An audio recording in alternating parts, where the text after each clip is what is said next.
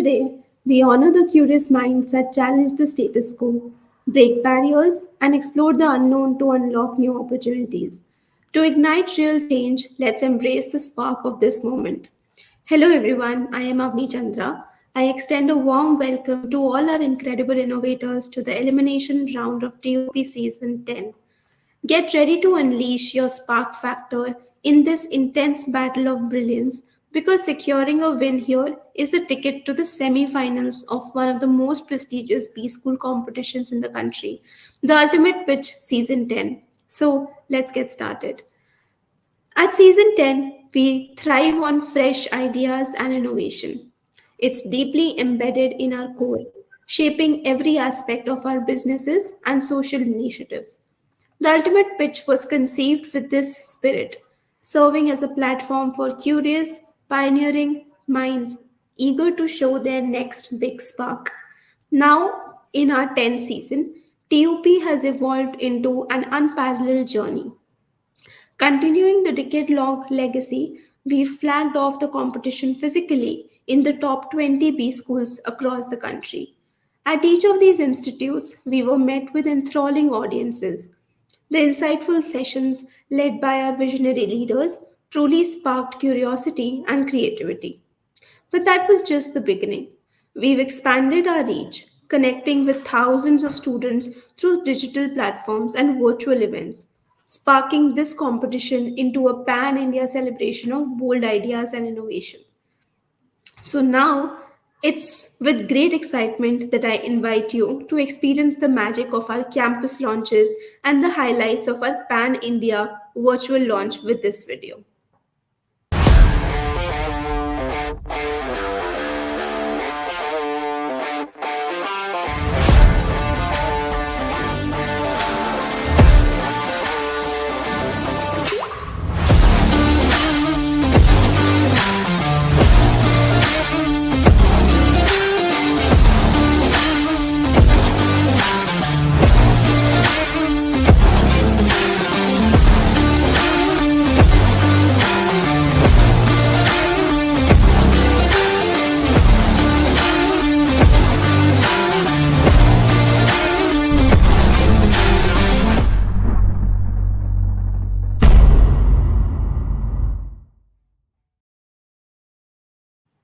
What an incredible response TUP Season 10 has received this year. Over 22,800 registrations, more than 1,900 idea submission, with 1 crore plus website impressions and 155,000 plus social media reach. The launch of TUP Season 10 was a huge success. And now we move on to the elimination rounds. A huge thank you to everyone for making this such a remarkable launch. TUP Season 10 kicked off with a bang. Innovators from across the country registered to showcase their spark factor and compete for the ultimate glory. Each idea was bold, visionary, and aimed at tackling real world problems. Our evaluators worked tirelessly to ensure no submission went unnoticed, carefully selecting those that had that X factor and that extra spark over the others. Those exceptional teams with remarkable ideas have qualified for the elimination round of this ultimate competition. A big congratulations to all the teams advancing to the elimination rounds of the TUP Season 10. Kudos to each one of you for bringing your spark factor in this competition. Shreya, can we move on to the next slide? Great. Now let's do a quick run over of what's expected to happen. I shall be calling out the team names. We will play their 3 minutes video on screen. Then the team will get 3 minutes to pitch their idea to the jury. This will be followed by a quick 4 minutes Q&A. We request the teams to keep an eye on the timer. Also, post each team's presentation, we will have the jury take a minute to score the teams individually before we move on to the next team. So, what is the winning formula? You will be judged on 5 parameters. Your idea should be futuristic, should solve a real world problem, challenge conventional wisdom, should be practical and scalable, and Your idea should have a strong business case. Now, what's in it for the winners?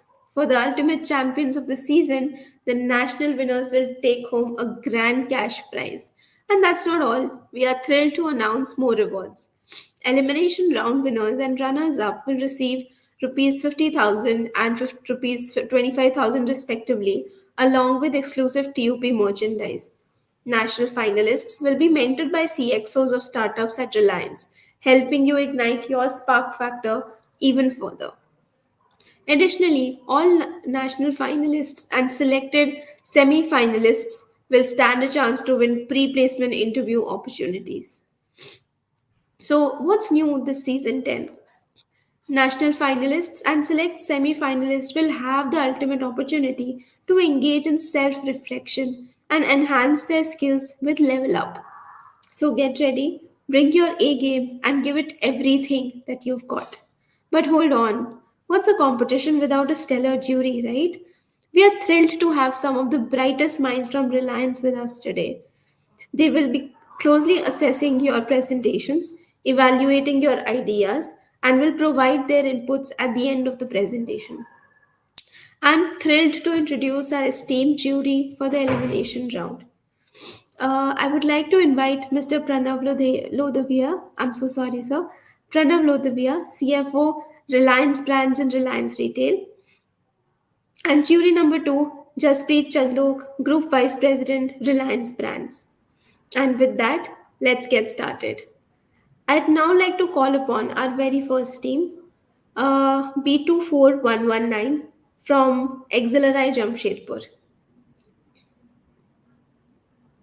I am Arihan Jain from XLRI Jamshedpur, and today I'll take you through an innovative solution to a pressing environmental issue: seaweed based packaging, a sustainable alternative to address our global plastic crisis. Our plastic problem is immense.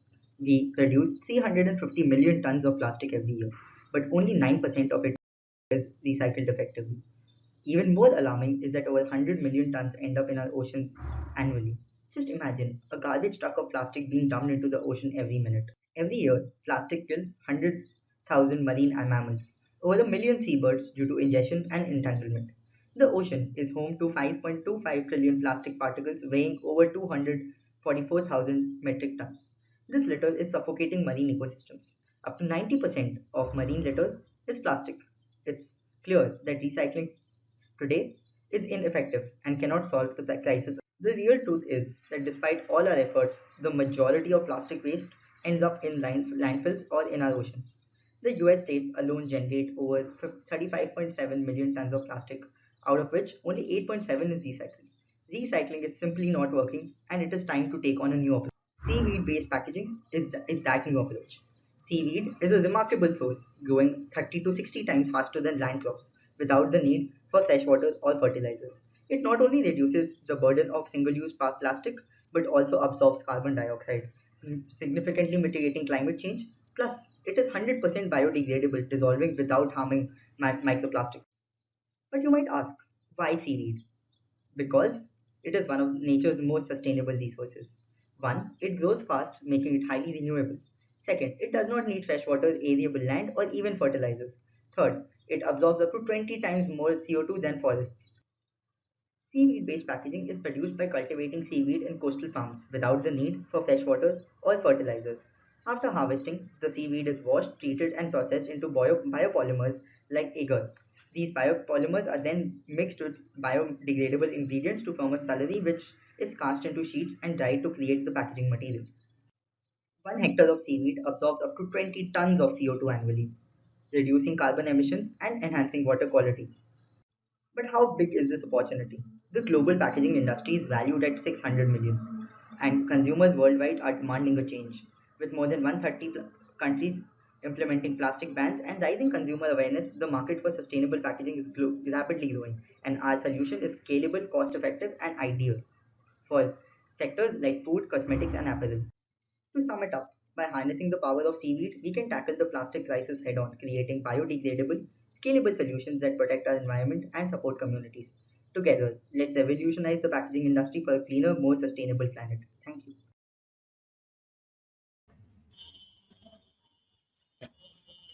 So, hi. So, picture yourself on a beach with your child 20 years from now, and instead of sand and seashells, he picks up a plastic bottle that was polluted and thrown today. Because each and every piece of plastic ever created still exists today, each and every single piece. Now, imagine if that same bottle could dissolve naturally in weeks, feeding marine life instead of harming them. That's not fiction. That is what we are creating here today. Hi, I'm Arihan Jain, and we have developed a complete packaging ecosystem from seaweed that's making plastic obsolete. Current packaging options are problematic.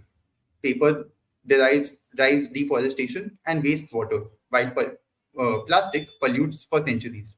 Our seaweed-based solutions solves both these problems, offering superior package that's biodegradable in weeks. Now, what is the product exactly? So, our product line consists of three categories. The first one is a woodless paper. Uh, a woodless paper saves trees and deforestation. It can be used to make packaging sleeves, bakery boxes, clothing tags, and paper cups. Like it is anything that can be made of out of paper can be made out of woodless paper that is made out of seaweed. The next product is a plastic alternative that covers almost 85% of the plastic universe, from food wrappers to pizza boxes, shopping bags to single-use utensils. These products are food contact safe. They they help to keep they have high oxygen and grease barrier, and they help keep food fresh. Make and they're completely biodegradable. The last one, the industry pellets, and here's where it gets very interesting. It's a drop-in solution that works with existing plastic manufacturing equipment, allowing factories to seamlessly switch to sustainable production without expensive retooling. Now, India has a massive advantage. India has a 8,000-kilometer coastline that gives us a unique advantage. Our seaweeds can not only produce raw material but also create sustainable livelihood for coastal communities.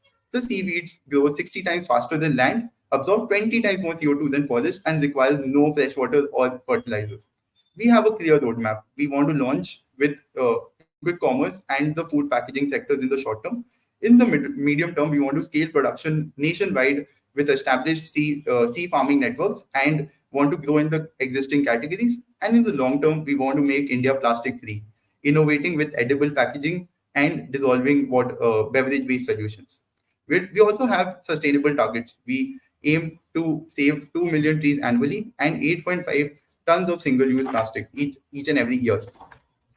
With that, what we want to do is we aim to create ocean positive materials for the plastic free tomorrow. We are pioneering a sustainable packaging revolution that transforms not just the packaging industry but also coastal economies. That's it. Thank you.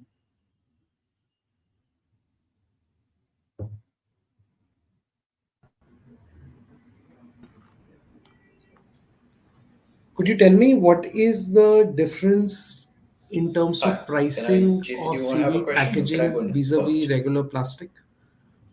So at the moment, it is around 1.7 times the cost of regular packaging, but we have not reached the scale of economies yet.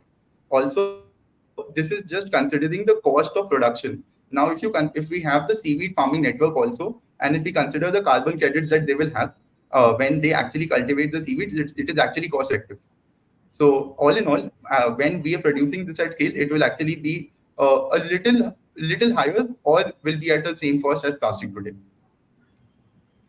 Okay, so seaweed packaging is something that's not a novel idea, right? People have been doing it for a while, at least for the last couple of years. Let's say you as a startup, it's not just something that is there prevalent across the world. Even a few Indian startups are actually focusing on seaweed packaging as an alternative. How does your business proposal actually differentiate? So I understand the idea being novel, right? And but the idea is something that has already been replicated by multiple people, okay, over the last 4 to 5 years. How is your business plan going to circumvent competition that already exists in the market with a 4 or 5 year, let's say, head start on you? Okay. So I have we have three things that I would like to point out. The first is we'll have the entire supply chain in our control. So we aim to have coastal economies. We have aim to have control over the coastal economies. Have our own persons standing there, helping in the seaweed cultivation using the R&D and the research that we have. That is already existing. So having the supply chain under control is one of our USPs. The second one is the industrial pellets. So I think that is a major that can be a major game changer because no other company right now is giving that out. And if companies right now do not have to change any retooling and they do not need any expensive retooling, this can be a major game changer for us. And the third one is uh, and the third one is the scale that we aim to produce this at. So we're looking at initially investing initially doing this at 100 tons per year, like at the very basic, and then moving on from there. So we reach economies of scale much faster than others because there's enough research done and we know how the process is in place. So it's actually helping us that the startups have come in before. So how much initial capital would you require to get to 100 tons? So In terms of scale and so yeah, sorry, it's a little too so small for me. If you can just read it out. okay. So with with 1,000 tons of investment, it is 25 crores, but this is not including the seaweed input, seaweed material. So this is just the startup cost, which is just manufacturing and land, etc. And this is all based on a land in Gujarat, where there's a seaweed farm nearby. So if we assume even if we have the supply chain under control, I think so we need 20 more crores. So 50 crores or 60 crores we're looking at for getting to this capacity and then moving on from there. Pranav? So in terms of product pricing, versus Yes. conventional packaging and conventional materials, are you going to be more expensive? And if so, how much more expensive? So at the moment, we'll be around 1.5 times more expensive. But as we have the economies of scale, and once we also start receiving the carbon credits that we'll have once we have the supply chain in place and from the seaweed farms that are producing seaweed and capturing the CO2, then we are trying to put it at 1.1 times or at par with the conventional packaging And your economy solutions. of scale comes at what tonnage? It comes at 100,000 tonnage. So this is just the very basic. We are starting the first factory. This is the economics for the first factory. We want to grow that factory as well as put in a lot of more factories. And there's a lot of scope also for the industry to So change. Because correct me if I have got the maths right, but for 1,000 tons, your investment plan is about 10 to 15 crores. So for so it 100,000 was tons, 60 crores. So it was 60 crores. the, Like your note for says, yeah, okay. So for 100,000, it's going to be in 200. so yes, so for 1,000 it is 60 crores. So for 100,000 it is 60 crores, but we're not investing that today. So No, no, I know. we So also my question is, so because we have less time, hear me out first. You're saying 60 crores investment required to create a capacity of 1,000 tons. yes sir. 100,000 tons is your economy of scale when you can match the current conventional pricing. So are you saying you need 6,000 crores of investment to reach that stage? Uh, so we also have cash flows that will be existing from the business that we're already doing. But approximately yes, we need a heavy chunk of investment, and that could range from 4,000 to 6,000 crores. So till you reach that stage, why do you believe that market will pay you 50% more for your products? So three things. The first is consumer behavior is changing. People are actually looking for sustainable solutions. People are more educated, even in India, about how plastic is such a disaster and it does not biodegrade. The second one is even the policy changing in India. So government has already is looking for alternatives to plastic. It's heavily invested in it and giving heavy subsidies to people who are working in this space and hopefully it's also looking for a policy change later on as it's committed to the Paris Agreement. And the third one is The third one is right, like once we start this and once we show the potential, and once we're doing as we move forward, as we build more and more products into our ecosystem, then more and as we bring on more clients, then this will continue to scale up. So Okay. And are there any sourcing regulations? Is there enough supply? Are you allowed to go and extract wheat from wherever, or do you need license to do it? What's the current regime? we need certain regulations. So it's like you need to conform to community norms. But like there's no licensing per se, but you need to conform to community norms. If there's fishing, then you need to ensure that everyone, all the stakeholders are in place. But I'll be happy to announce that if there's seaweed farming in a particular place, then it actually reduces acidification of ocean, and it actually is very beneficial to fishes. Initially, people thought that if there's seaweed cultivation, then fishes will reduce in that area, but actually fishes increase.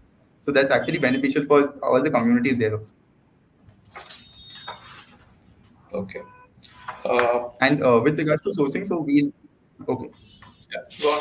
So one last thing. So with regards to sourcing, so we need to push this. So putting in the giving people the plants, giving enough scientists on site to ensure that if the first few batches, for at least for the first 2 years, the seaweeds are as we want them. We need to ensure that that happens, and post that, I think the communities will take that over. And does your model take into account any cost of distribution? How do you propose to distribute and market your product?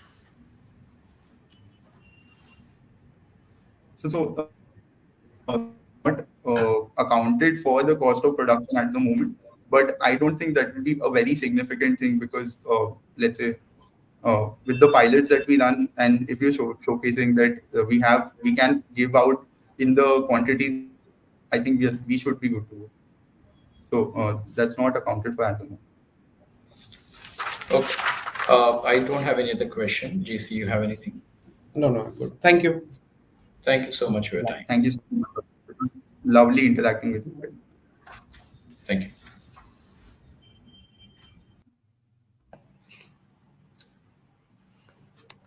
Awesome. Thank you so much, team. That was amazing. So let's go on to the next team, which is Visionary Squad from I Am So, Shillong. hi, we are Team Visionary Squad, and we are here to introduce a groundbreaking business opportunity in the realm of childcare, an industry that is increasingly critical in our rapidly evolving society. So, as we all know, that India is experiencing a huge demographic shift. The rise of nuclear families is a defining trend, with more households headed by working parents who often find themselves juggling demanding careers alongside family responsibilities. So, according to the recent studies, the number of dual income households has surged, leading to an exponential increase in the needs for reliable childcare solutions. And despite this growing need, the current childcare landscape is largely unstructured, characterized by informal arrangements that lack standard protocols, oversight, and safety measures. And this presents both a challenge and a unique opportunity for us to establish a structured babysitting service that prioritizes safety, reliability, and the quality care. So, I am excited to propose a professional babysitting service designed to meet the needs of modern families. So, in this, all our babysitters will undergo rigorous background checks and training in childcare, first aid, and child psychology, ensuring that they meet the highest standard of professionalism. We will implement safety guidelines and protocols, providing parents with peace of mind knowing their children are in capable hands. So, our user friendly platform will allow parents to easily book babysitting services, communicate with caregivers, and monitor their child activities. And also, through our app, families can receive real time updates and feedback, facilitating transparency and the trust. So, this is basically solution which we are providing to the parents. So, we can also utilize the smart home integration, and we can use real time monitoring and skill development in AI powered matching platform. And coming to the market demand, I think there is a huge potential for its growth. The market is projected to grow at an annualized rate of 14%, which means it will reach 60 billion by 2027. And also, the average child average spend per child in India is expected to double by 2027. So I think this all will pose a great market opportunity for growth. So thank you.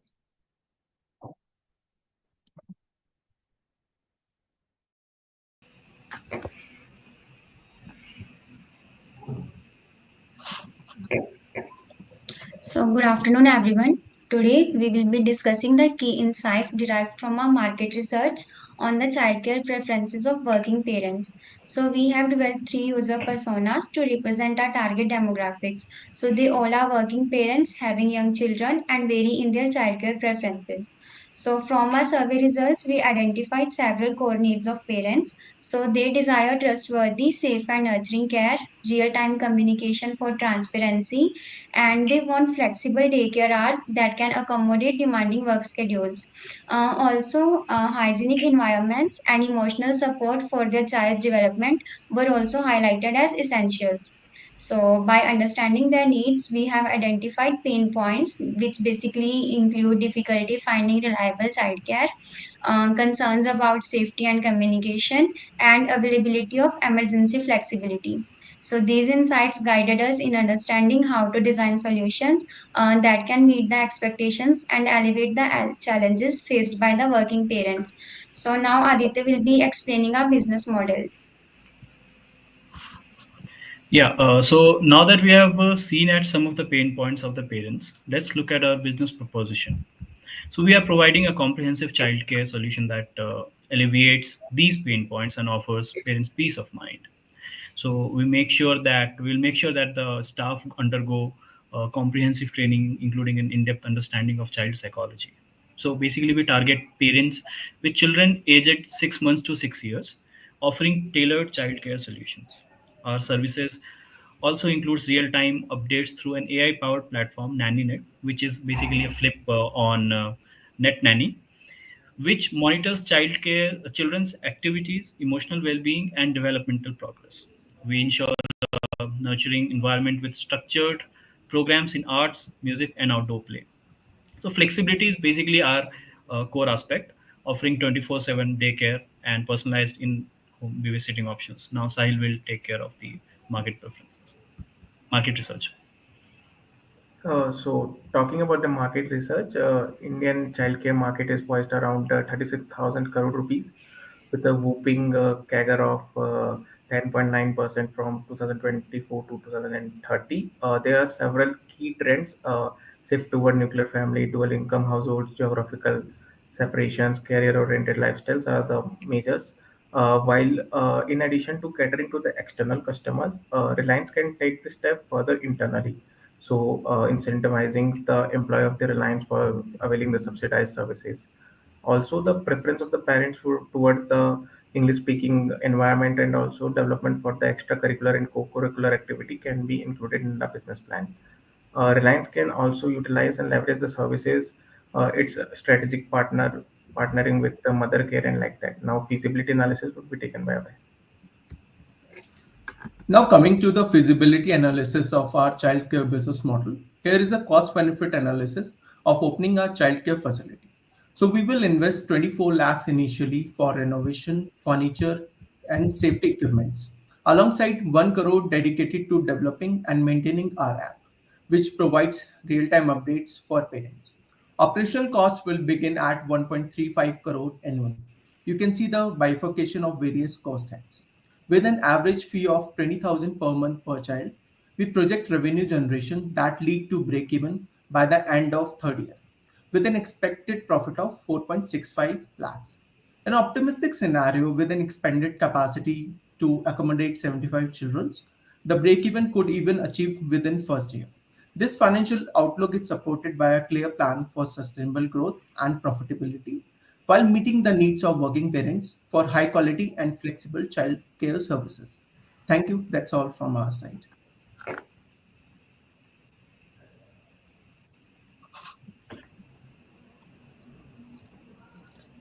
Pranav, you want to go first?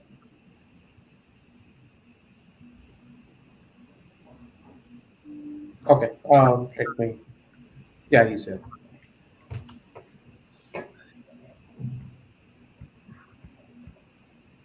Pranav, I said you want to go first. Sure. So, do you have an existing tech solution which you're proposing to be implemented, or do you need to look for a tech partner for this so-called, we're saying, emotion sensing solution? So let me take that. Hello, sir.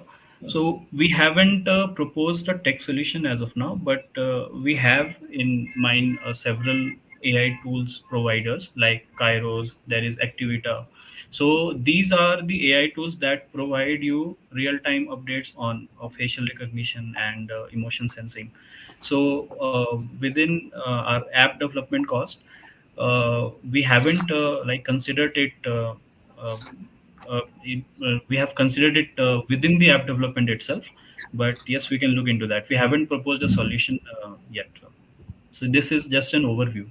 So, your cost benefit does not include the cost of tech development. It is there, sir. Yep. So, you're saying Yes, sir. 24 lakhs is the initial investment, So 24 lakhs is in the we invest in the facility that we trying to make, and right? and additional cost of course app development we took the another assumption of around 1 crore for the platform development. So, then what's your payback period? Because as I see, with pure operating cost, you're saying that there'll be at least 4.5 years to break even and recover your 24 lakhs. Is that No, no. So in the bottom corner you can see the break even we can achieve in the third year, and 24. I guess 24 lakhs but that you are saying. that is It is a minus the yeah, but that's minus your tech development cost. yeah minus your tech Okay. development cost is additional cost that we have to bear because we opening as a pilot project we are trying to opening a small number of facility in a tier 1 city like Mumbai, Pune, or any tech hub, and in longer run when we open a lot of facility like that, that can accommodate the cost of app development. And when you're proposing a 50 children capacity, what is the size of the location that you're proposing? So exact sizing, Aditya, can you give the analysis that we do? So the exact sizing hasn't been done as of now. 50 children that we have like taken the initial guess is considering that some parents will be taking in-house solution, in-home solution. Like we will be sending technicians from our side, the caregivers. So it's a mix of that. So we haven't Okay, so the rent taken that a. you're proposing, 20 lakh rupee rent, is towards what facility? So this rent is towards the offline facility or the facility that we open in which the parents can send their childrens, or we can. Correct. So when you assume that 20 lakh rupee rent, you must have thought of a certain size of that place. So it's a 1 lakh per month rent actually, 1.5 lakh per month. No, no, I These are the know, but position on the to yearly accommodate, basis. see, to accommodate 50 children, you need a certain size of the space. And assuming you're saying there's a mix of home support as well as them coming to your center, the center will have to meet certain standards of average space for child, and that's basis which you will decide your rent. So when you're saying a rent of 20 lakhs, it has to be in correlation to the number of kids that you propose to put in that facility. Yes, sir, definitely. We can define our assumptions in that. Okay. JC, over to you. See, I think what you have to do is pick a lane. Effectively, this seems like a crash business with a fancy AI term attached to it, right? Because AI is, interesting to speak about right now. But the fact of the matter is that, for parents today, I think, child safety and child development are, really the two parameters that most parents look at. Okay, while you might layer it with, let's say the fanciness of AI, I'm not quite understanding yet, okay, how AI adds value, okay, or your app adds value from that perspective. Because if you go to a high end, let's say similar establishment today, you'll get everything from nutrition services to cameras, that map what's happening with children on a real time basis, and parents can view that.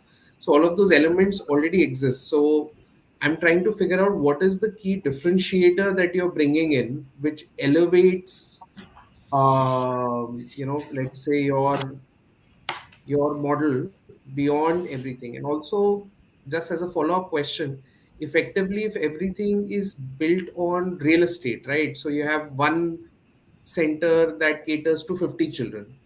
Then you will have center 2 that caters to another 50 children, and center 3 that caters to another 50 children. It just seems like a tough model to really scale up, because that's something that a lot of other institutions have tried over a period of time. So, you can answer both those questions.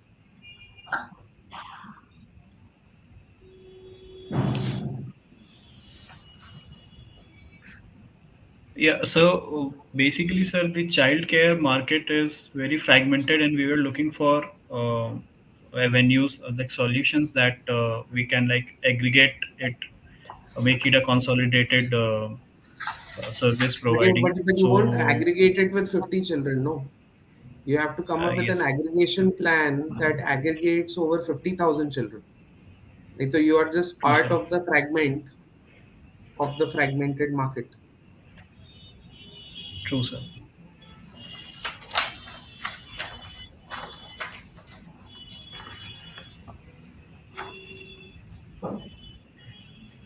I have no Any other other questions. Yeah, yeah. any other You have got comments from your side before we? no. Okay, thank you guys. Best of luck. Thank you so Thank you, much. sir. Thank you.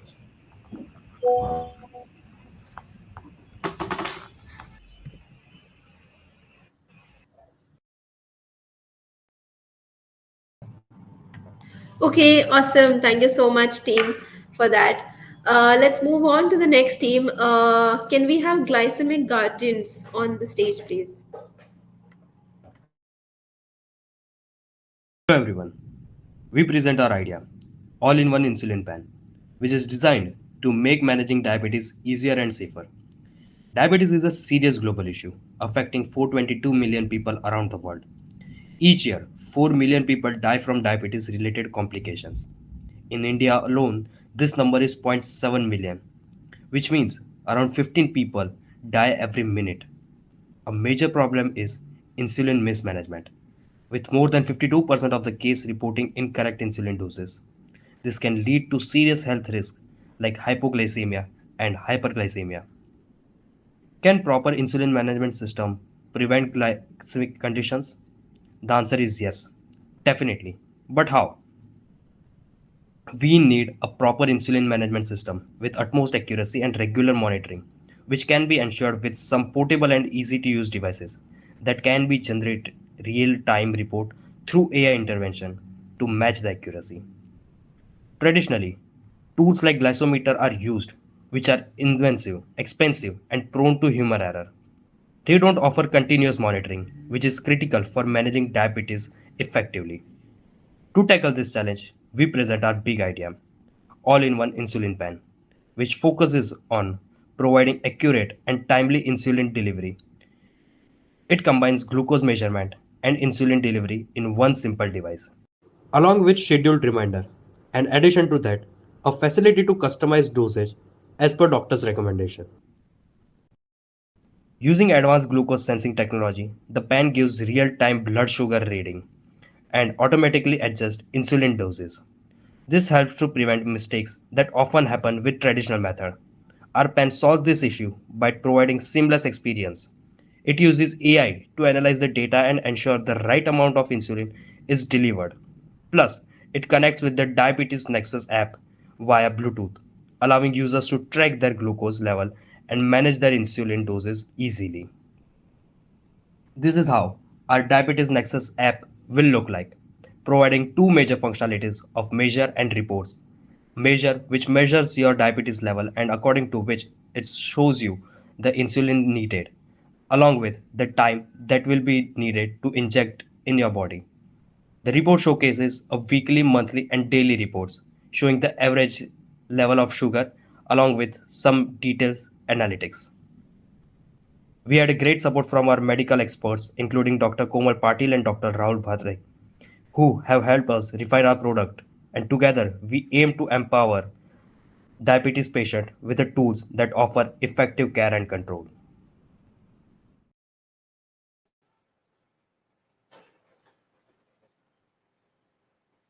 Just a minute. Sir, as we have seen, the statistics shows 15 deaths every minute are caused due to diabetic complications, leading to hyperglycemia, and hyperglycemia are majorly due to insulin mismanagement or the wrong dosage. We researched on why is it so. So right now, glucose measurement and the insulin injection are done separately. A patient first uses glycometer to check their sugar level and often has to manually track their readings recommended by the doctor. Once they know their sugar level, they either inject the insulin in a fixed amount prescribed by the doctor or calculate the needed dose manually.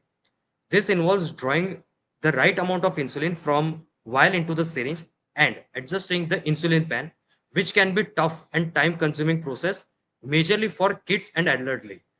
To address this challenge, we are proposing all-in-one integrated device. When the patient uses it, they will insert the device into the skin, and the needle, which is equipped with electrodes, will measure the sugar level within seconds.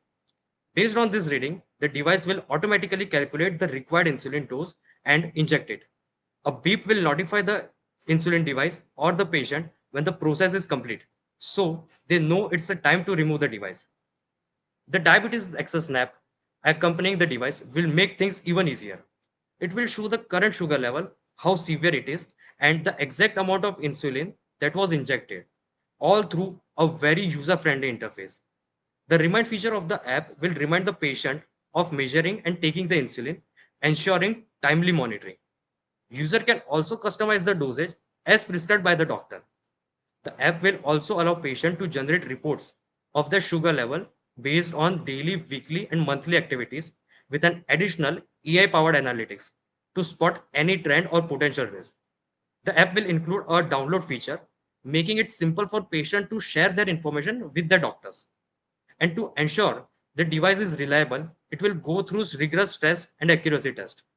If there's ever an issue, both the device and the app will alert the patient right away, ensuring full transparency and safety. We had a great support of our mentors for building and improving our products. Okay, so we are creating an impact, that is reduction in the hospital admissions. That is reduction in the hospital admissions by around approximately 15 to 20% and saving around 25 to 40,000 per patient on average. It gives us the better management that reduces the fear of emergency situations. Market penetration potential.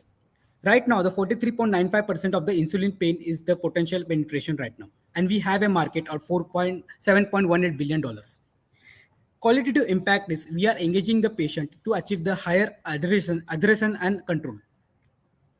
Now, we are improving the lifespan and quality of the life. Using our idea, using our idea, around 5 to 10 years of life can be expected to be increased in long run. In this, we are also having an impact that we are solving the anxiety through reduction and through alerts and reminders.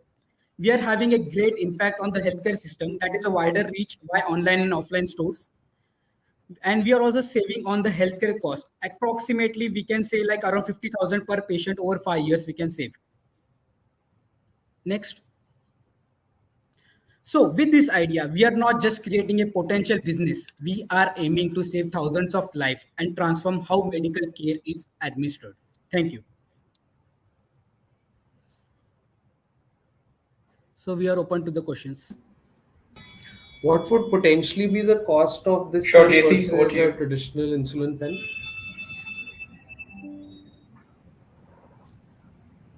Hello. So approximately the cost of the insulin can be around 900 to 1,100. So, adding on to this point, we have calculated the cost based on the inputs that will be required, be it the insulin cartridge that will be used. We have priced it around 530, be it battery, the electrode fabricated syringe needle, the display, the hard fiber body, PCB, and insulin. So the total cost per unit is approximately 1,150. And And versus a accordingly, we are planning. traditional and versus a traditional insulin pen.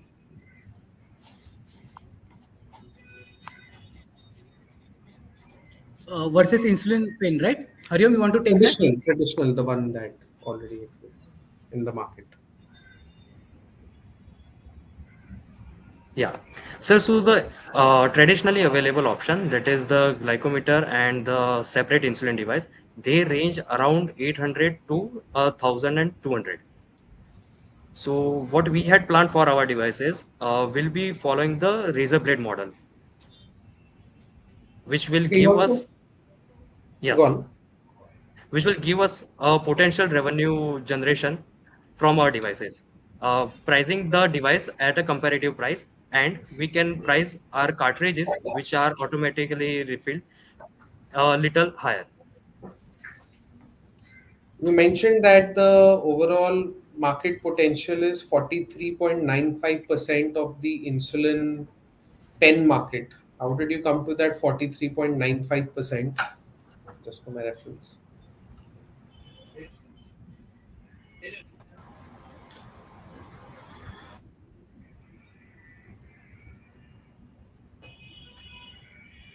Hello.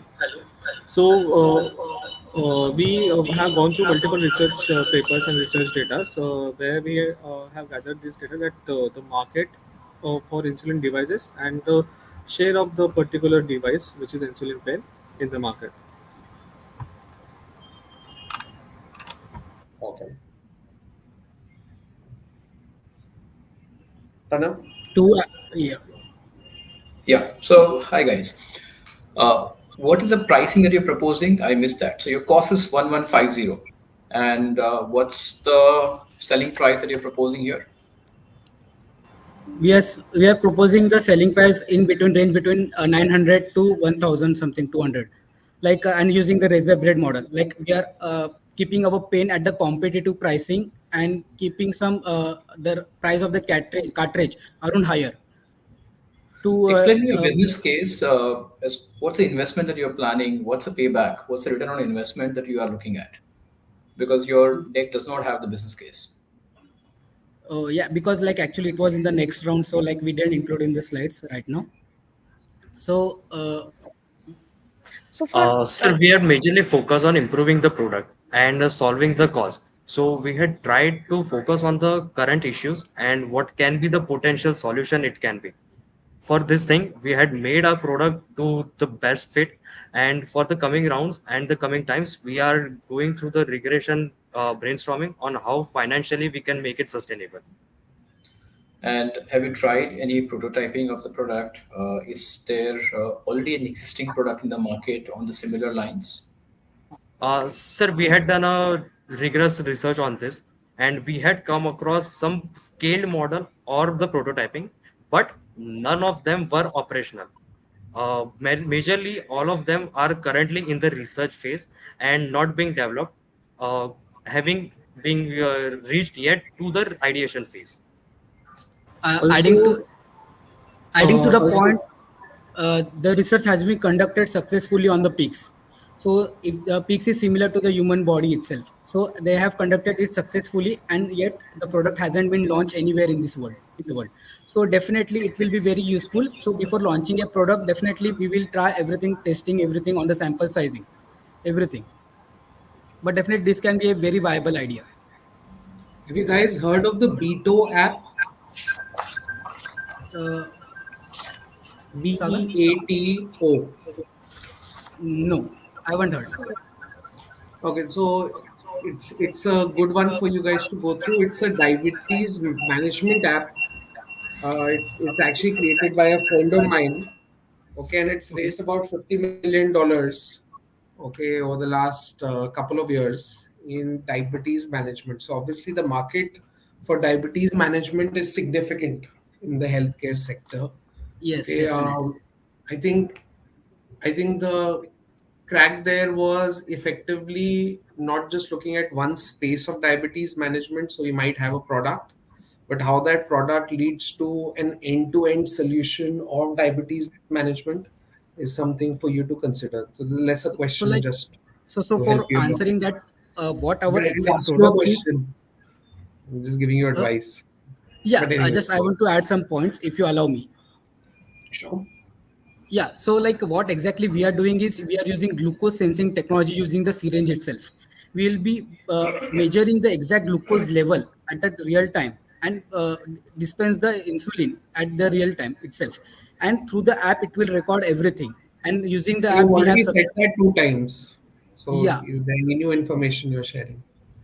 just like we will be adding a freemium model also and subscription model also in our app. And in this way we can just create end-to-end device completely using that like doctor connect and everything, and it will be a revenue generation as well in addition. Thank you for those words. The only point I'm trying to make to you is that do go through that app. It will help Sure, you Yes, sure. also create a more holistic view into diabetes management. Right now, what you're selling is a product, and you can stick to yes, the product. Okay, but the product can't take care of only one aspect of diabetes management on an app. A lot of hmm, people are moving to end-to-end healthcare in diabetes, and which is the reason why that guy has been able to raise $50 million. So either you remain a pen, Okay. or if you're getting into the app space, you will have to have something which people can't use multiple apps to manage their diseases. Okay, so correct. either you will have to be end-to-end, or you just be the product. Is the only point I Okay, was making. definitely we will note down this. Good numbers. Definitely. That's it from me. Pranav, anything else? Yep. Thank you, guys. Thank you so much. Thank you so much, sir. Thank you. Thank you. Thank you. Yeah. Awesome. What an amazing presentation. Thank you so much, Glycemic Guardians. Now let's move on. The next team is Mithil R. Patel 1234. Can we have you on stage, please? All the best to you. Alright, let's face it, finding the right architect or the interior designer for your dream project is a challenge, more difficult than it should be.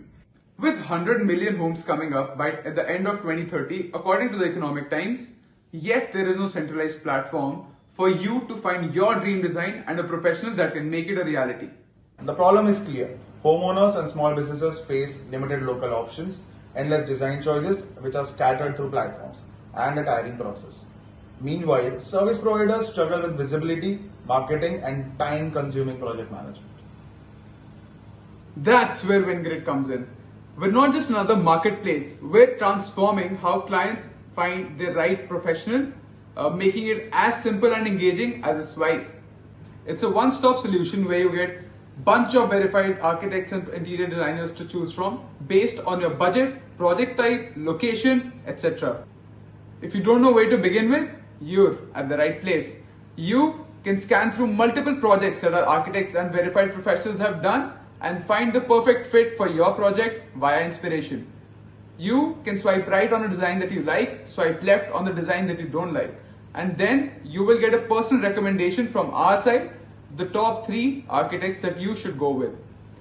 That's not it. You can also book consultation calls, you can schedule appointments, compare architects, compare their quotations, and make the advance payment on our platform to seal the deal. Architects and designers, it's all about business growth. Our algorithm brings in high quality leads, expanded reach beyond local markets, and a chance to build credibility through verified profiles and client feedback. Wynngrid generates revenue from multiple streams, ensuring we are always adding value to our users. We have built a robust, scalable revenue model. Through our freemium model, professionals can start for free with premium subscriptions for added visibility. But that's not all. We are also exploring advertising partnerships with building material brands as well. Alright, let's make it exciting. Let's talk numbers. Indian real estate market is expected to touch $1 trillion by 2030. That means at a macro level, architectural services are in a very promising market. Coming to the architectural services in India, it's $3.5 billion market. And we're trying to serve initially in the first 2 years is a $2.5 million revenue mark per year. We have already onboarded 25 plus architects, interviewed 50 plus customers, and matched 3 clients with professionals in our MVP, and this is just the beginning. The cherry on the cake, one of our team members, an architect turned educator, Priya, has already generated 20 lakh plus revenue in the past 18 months with her tech startup in the same space. First of all, thank you so much for giving us this opportunity. I think we would just love to dive right deep. Right. So this slide shows how Wynngrid segments architects based on their experience to serve better serve clients. Right. For example, architects with less than 2 years of work experience, right, they will focus mostly on 2D and 3D modeling.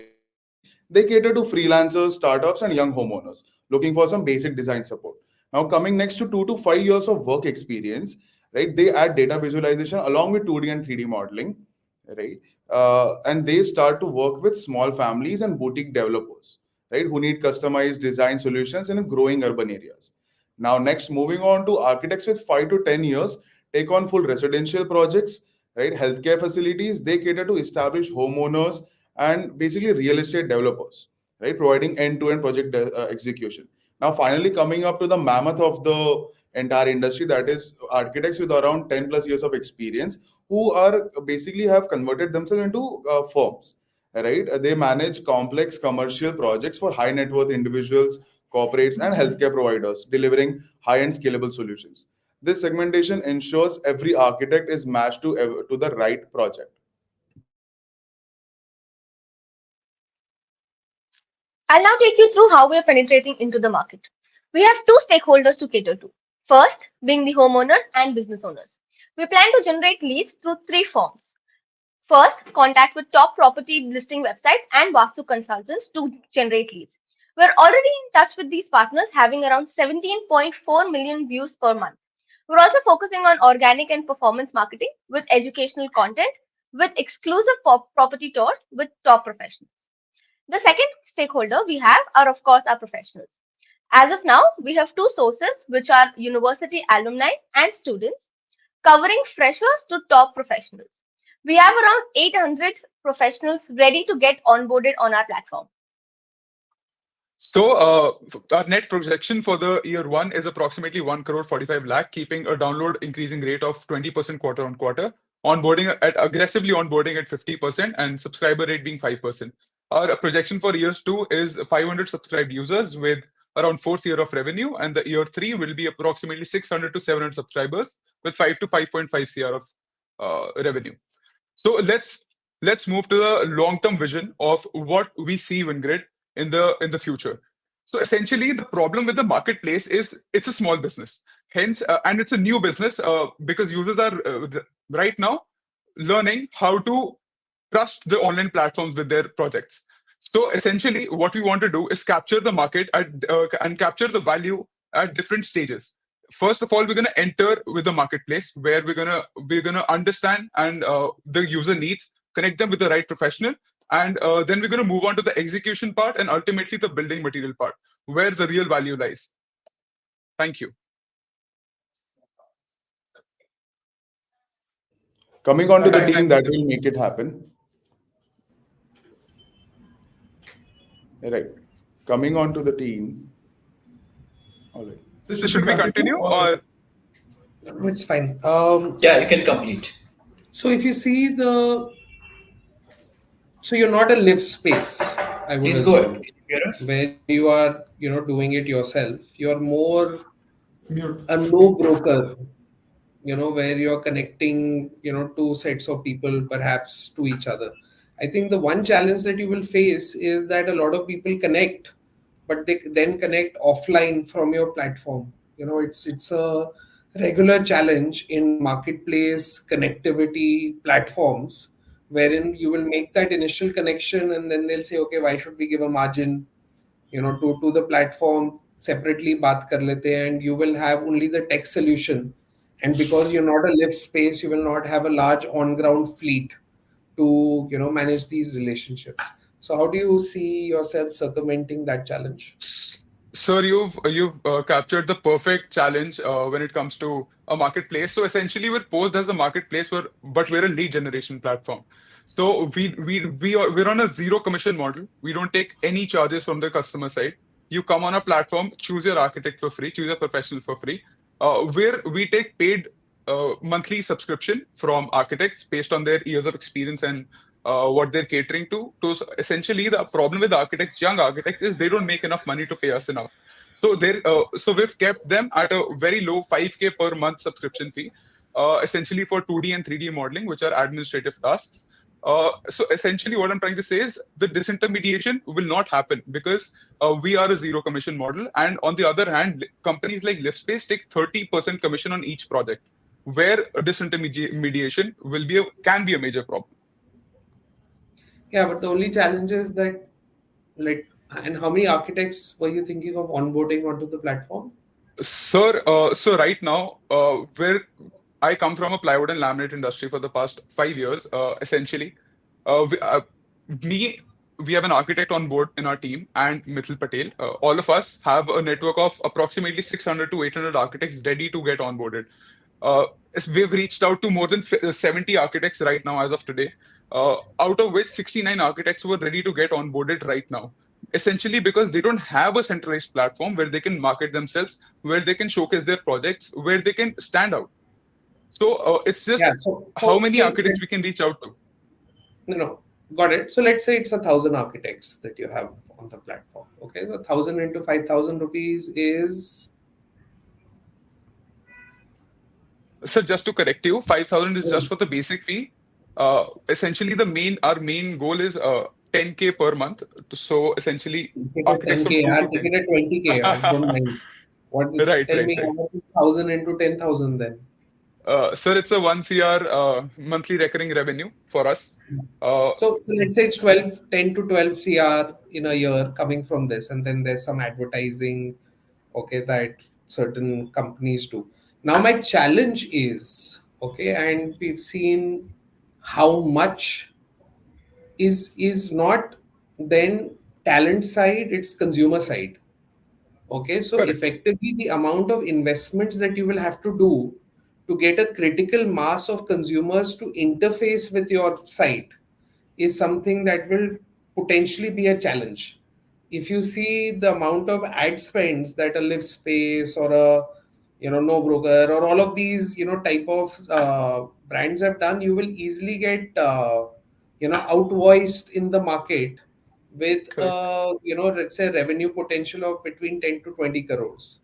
I think a lot of these people have been plonking a good 200 to 250 crores just into advertising to be able to generate consumer traction, right? So that's a challenge to consider. All of these are supremely unprofitable businesses.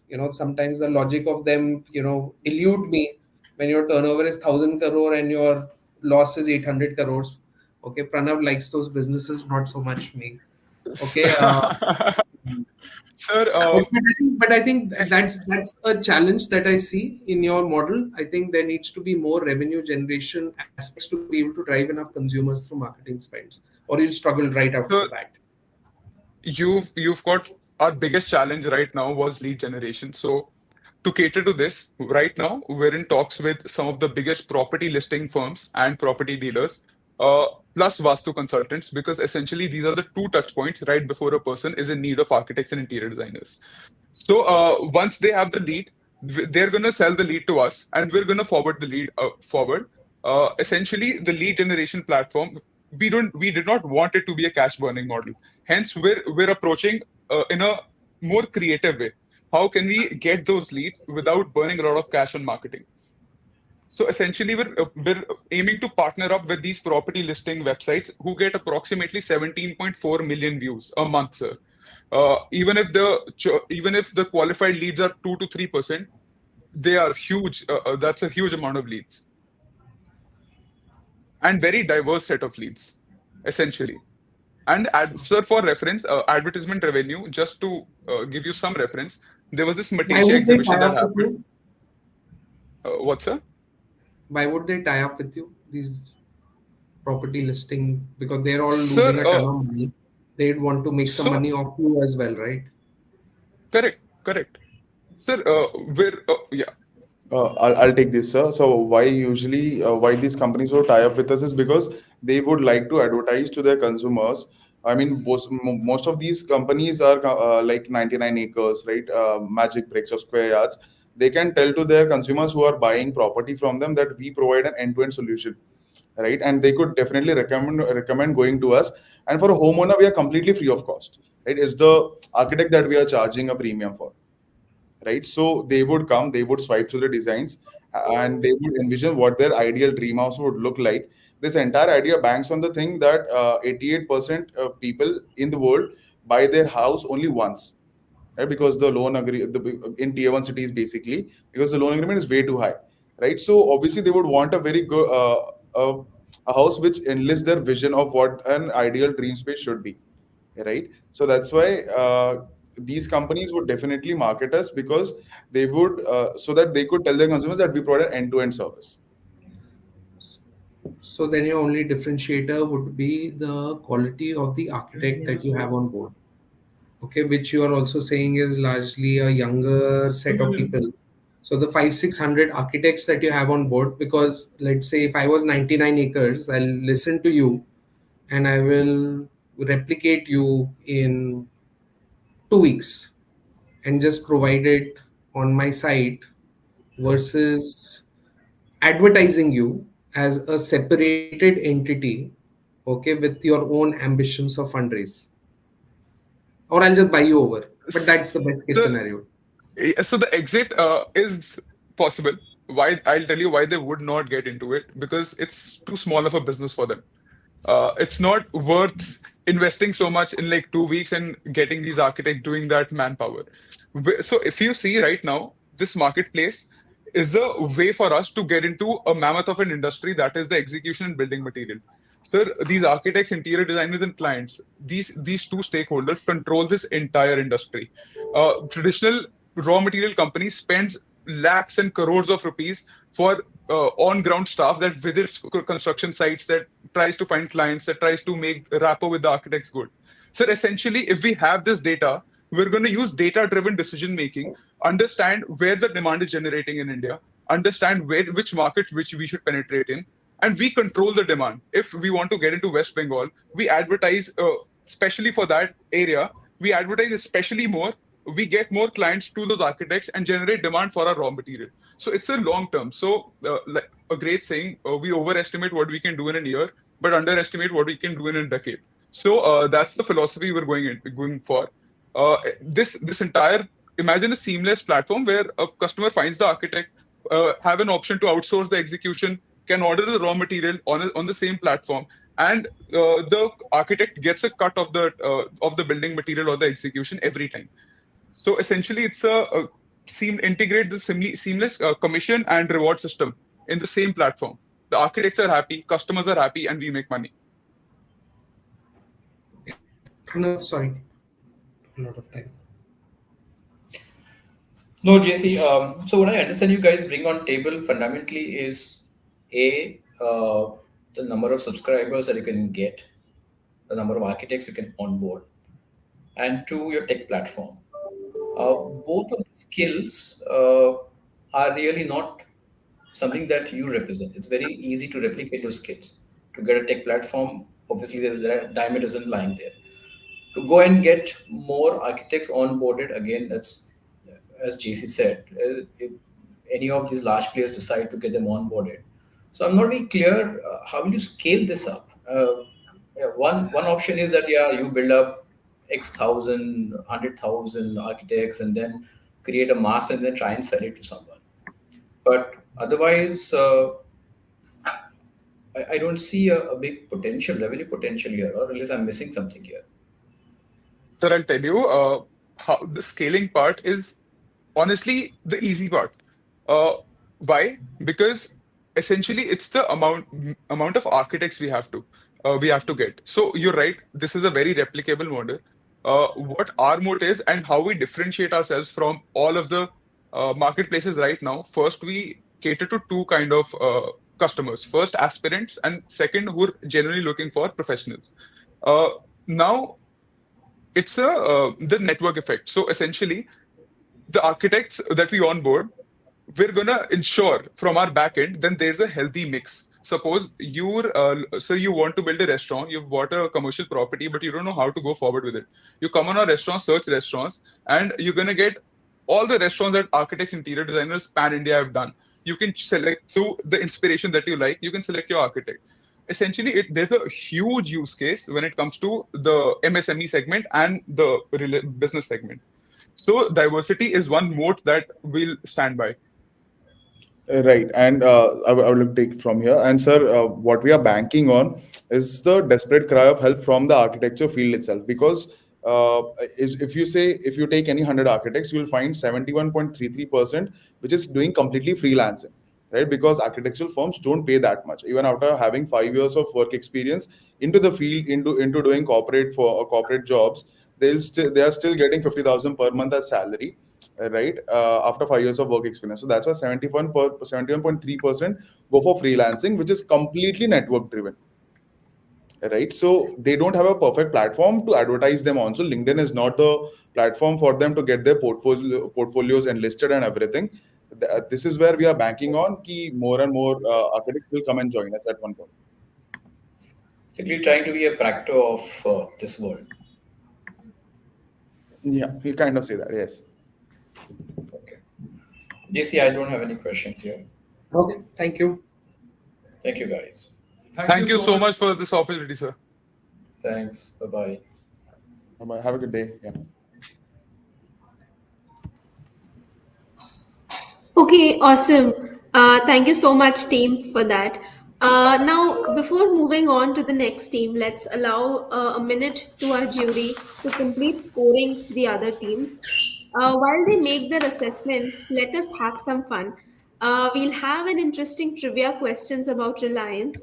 All you need to do is try to guess the answers in the comment section.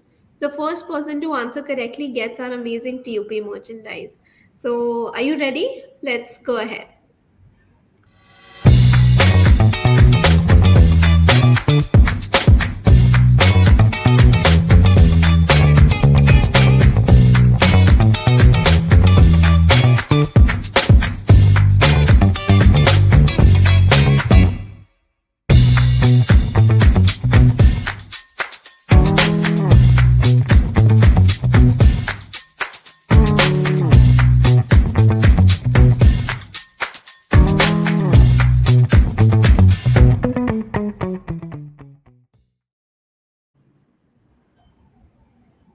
Okay, awesome.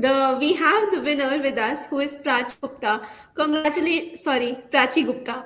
Congratulations, Prachi. Why don't you go on to our social media handles or reach out to support@unstorm.com for your surprise gift. Okay, now let's move on to the next team. We have Excel Mafia from Xavier School of Management XLRI. Team, can we have you on stage, please? हाँ भैया, तो ये आपका daily basis पे कितना wastage होता होगा सामान का आपके स्टोर में? स्टोर में हमारा सामान ग्रुप सेक्टर में मोटामोटी 15 से 20% और अदर आइटम में 5%। भैया कम से कम 20%। डेली बेसिस में मान लीजिए 100% में 10% वेस्ट होता है। जो वेजिटेबल जो कुछ भी वेस्ट होता है उसका कम करना पड़ता है। लगता मुझे नहीं आया, कस्टमर नहीं हो पा रहा, उनको हटा देते। अगर वो फ्रीज से बाहर हुआ उसके बाद भी वो थोड़ा सा कंडीशन को खराब है तो नहीं चला। Thank you. These stories are more common than you would imagine. Did you know that 1/3 of all the food in the world is wasted every year? In India alone, over 68.7 million tons of food is wasted every year, and out of which 11.9 million tons of food waste comes from restaurants, cafes, grocery stores, and caterers. This food waste generates as much CO2 as 10,000 cars do in a year. The problem is clear, but the solution is within reach. That's where Saver comes in. Saver is an app designed to reduce food waste by connecting restaurants, cafes, and grocery stores with consumers who want affordable, convenient meals with the option to deliver right to their homes. It's simple. Businesses list their surplus food, consumers browse and purchase through the app at a discount, and Saver's delivery partners bring the food right to their doorstep. In this way, businesses reduce waste, recover some costs, and consumers get convenient, budget-friendly meals. Everyone wins. But the impact of Saver goes beyond just selling surplus food. Unsold food that remains can also be donated to NGOs through the app. Let's take a closer look at how Saver works. Upon opening the app, users are greeted with a simple interface. They can browse unsold food from nearby restaurants, cafes, and grocery stores, all available at discounted prices. Once they find a meal they like, it's as easy as selecting it, choosing a delivery time, and checking out. The potential is enormous. With food waste valued at 92,000 crores annually in India alone, Saver targets a significant portion of this, especially the 10.2 thousand crore in the HoReCa sector. Even with just 1.5% market penetration, Saver has the opportunity to capture 150 crore in value. In the future, we'll partner with corporate cafeterias, wedding planners, and large event caterers to redistribute surplus food on a larger scale. Saver is more than just an app, it's a movement. A movement that turns food waste into opportunity. Together, we can save food, empower communities, and build a more sustainable future. Thank you. Okay, we'll start the presentation. So, good afternoon, esteemed jury. I'm excited to introduce Saver, a platform that tackles two key problems for two distinct groups. First, for urban millennials and young professionals who are constantly seeking affordable, high-quality meals that saves them time and fits their budget. Second, other restaurants and grocery stores who deal with unsold food that turns into waste, leading to loss of revenue. Saver offers a practical solution where consumers get access to discounted surplus meal either to delivery or pickup, while businesses can turn their unsold inventory into a new revenue stream. Our launch strategy is simple. Platform development and partnerships in the first 3 months, a test launch within 6 months to refine operations, followed by a full rollout to more cities in 12 months. By month 18, we'll introduce loyalty programs and subscriptions to drive repeat usage. Our business case capitalizes on retail's vast retail and logistic network, including JioMart and Denso covering over 200 plus cities with access to over 2.8K plus Reliance fresh and smart stores. We're tapping into a 10,000 crore plus market of surplus food. Now, let's take a deeper look into how Saver will go focus on its pricing and model feasibility. We offer self-pickup and home delivery options with an average order value threshold of Rs 450 for profitability. Delivery fees will initially be charged at 36 rupees within a 4.5 kilometer radius and Rs 10 per kilometer beyond that. Revenue shall mainly come from two streams. First, 20 to 25% commission basis from partner orders, and second will be ad revenue stream from video and banner ads embedded in the app. With no warehousing cost and a focus on real-time inventory syncing, Saver operates efficiently by outsourcing delivery. This reduces risk and ensures we only handle food that can be sold, allowing for quick monetization. Now let's take a look at our financial projections, showing how scalable Saver is. We expect to break even in 2.3 years, with an NPV projected about ballpark of 88 crores over 5 years and an exit revenue of 180 crore by 5th year. Revenue will grow by 10x from 17 crores in first year to about 180 in year 5th, with EBITDA turning positive in third year. These projections are based on benchmarking data from leading competitors active in the food delivery space, demonstrating that our model is both competitive and robust in terms of revenue generation. Now, lastly, let's look at the Saver's business model canvas.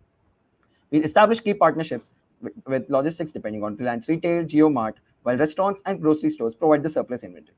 Our main value prop will be providing affordable surplus food at a discount, turning what would be into waste into profitable sales for businesses and cheap quality meals for our consumers. Revenue streams, we generate income mainly through commissions, delivery ads, and platform fee. So by engaging urban millennials who seek affordable options and utilizing our infrastructure, Saver is positioned for an efficient, scalable growth. So I would like to end with saying that with a clear focus on helping businesses turn their surplus waste into revenue and providing consumers with high quality affordable meals, Saver is poised in becoming one-stop solution for your surplus food handling needs in the market. Thank you so much.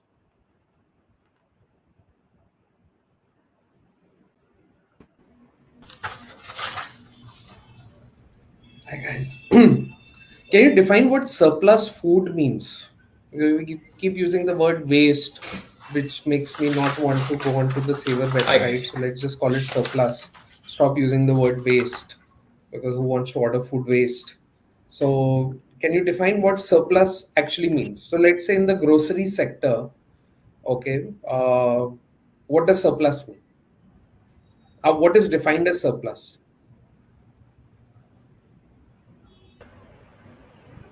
Okay, so I would like to take that. Basically, what we mean by surplus is the food that is not yet expired but is nearing its expiry date quickly or in some time, and the grocery shop owner or the restaurant owner feels that he or she will not be able to sell that inventory in the time before it gets expired. So what we will do is that we can provide them a platform to list that surplus food which is still perfectly fresh and perfectly good to eat and safe to eat, and then we can offer that at a discounted rate to the consumers. And how many days prior to expiry do you see this working? Because you're because let's say as a grocery owner, it's tough to take those decisions real time, Right. right? So Yeah. let's say if it can't be on it's expiring the next day, let's list it, let's put it Right. up. A lot of people are doing it in F&B, right? So at the end of the day, at 10 p.m., bakery products are available at 50% off, right? You're just trying to see how you can make that into an online model. But Yes. I think the challenge is the requirement of somebody to be on the ball, okay, interfacing with your site and listing products on an ongoing basis as well, right?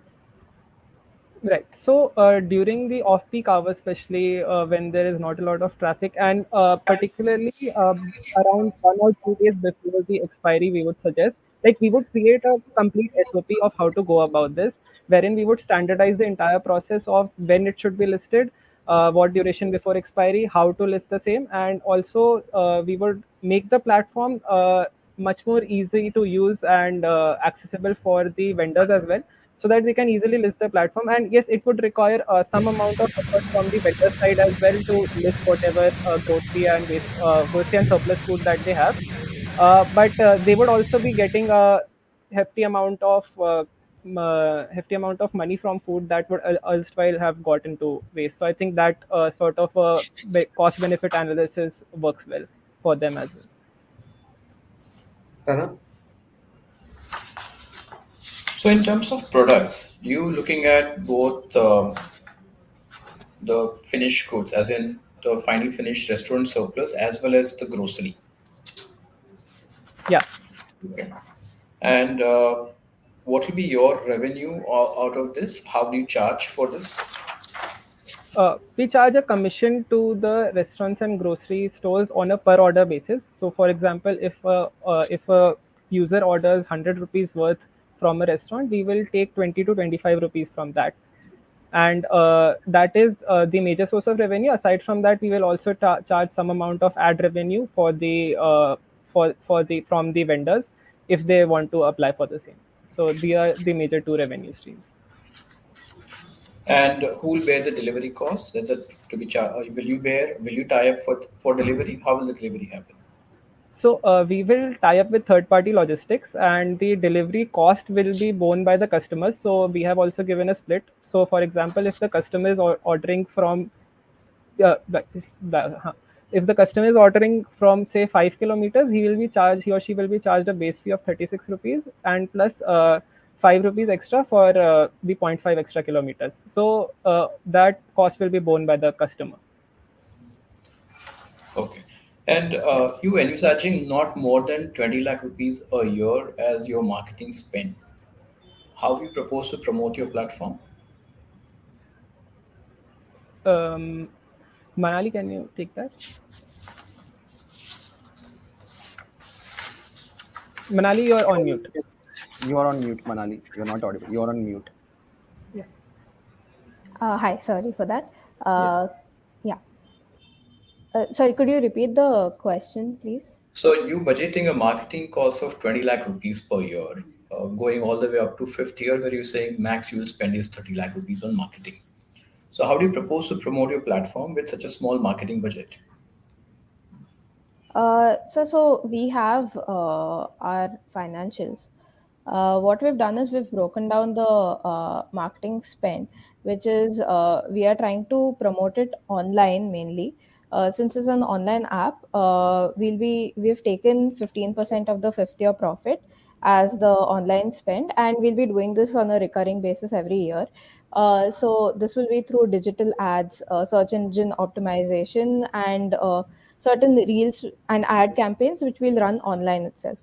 What we're hoping is, since this will be availed by millennial segments, therefore the word of mouth publicity will also help us along with the restaurants, and we can, while giving the POS setup. So here we have included, during the onboarding, with our technical integration, we'll give the restaurant certain assets to use, like how food delivery apps have their own tapes or package boxes. Like that, those assets will also allow us to spread the word that Savor is out for delivery and for And I pickup. experienced most of this new concept platforms end up spending a lot more on marketing for some years, which is probably more than the revenue that they generate. I feel marketing budget, what you're envisaging is probably low. You're trying to meet your bottom line target. That's my question. You also have a very high onboarding cost. And what's an onboarding cost? Yeah, so two things. The first thing is, what we had seen was, for the traditional food delivery apps, they had to establish the entire structure. So we were thinking that it would take slightly lower, but I understand we might have underestimated it a little bit. The second thing was the onboarding cost. What we're assuming is we will have to onboard individual restaurants while onto the platform, to get them onto a platform, list their items. So per restaurant, how much will we onboard is what we've taken into consideration. Also, let's say on the year one, on a 17 crore sales revenue, you're saying your onboarding cost will be 18 crores. So what consists? I mean, are you planning to hire feet on street? Is this the cost of hiring people who will go around onboarding restaurant? 18 crores sounds a little high for the revenue that Yeah. you're generating. Yeah, so essentially we've broken our onboarding cost into, like you said, the sales teams. So what we're assuming is, sales teams will have to onboard the restaurant, and then also maintain relationships with the restaurant. So their salaries, the different spends that they'll have during their travel.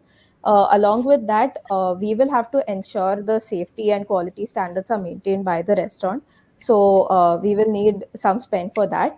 The technical integration to actually onboard the restaurant onto their app, to provide their menu onto the app, and the POS system integration has to happen.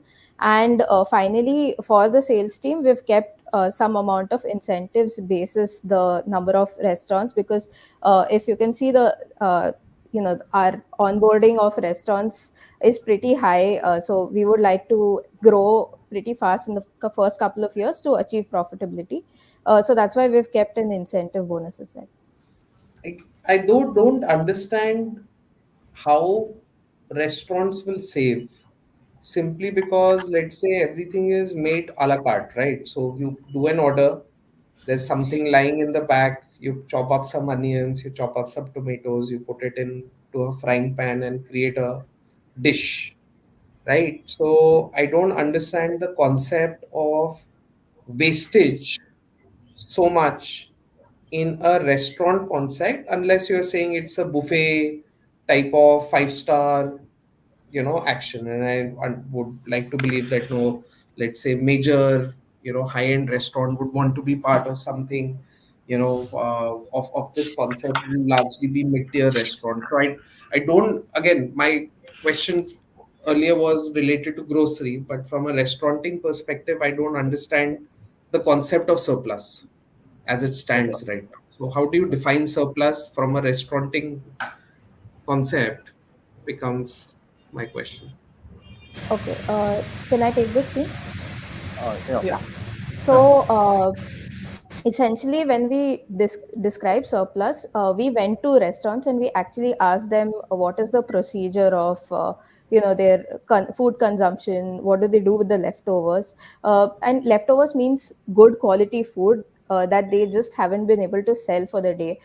If they've made something according to an estimate, then there'll be some amount of food that they weren't able to sell for the day, and it can't be used the next day, but it's perfectly good to consume on that day.